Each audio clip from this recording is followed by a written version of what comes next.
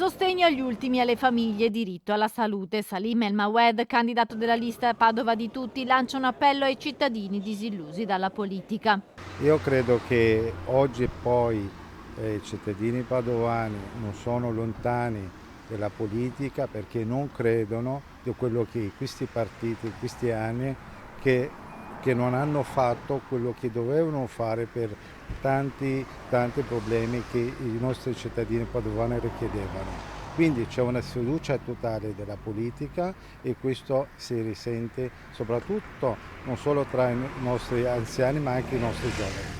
Nella sfida dei 9 candidati a sindaco di Padova, il medico di origine palestinese sembra voler intercettare il consenso delle periferie. Gli ultimi, le persone in difficoltà che non arrivano a fine mese, i immigrati che comunque sono ben inseriti in questa società, in questo territorio, però non hanno avuto delle risposte adeguate. Io credo che tanti miei, ma anche tanti padovani che sono delusi dalla politica, quindi credo che Padova tutti farà bene oggi ascoltare queste voci e spero che comunque con il loro voto possono veramente dare una svolta seria, concreta.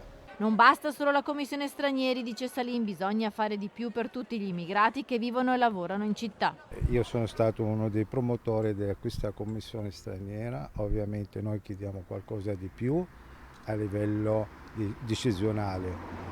Ovvio è stato un primo passo, ma non è sufficiente. Padova a tutti vuole entrare in modo attivo nella politica economica, sociale, politica e quindi credo che possa questa lista civica dare veramente voce a chi non ha voce.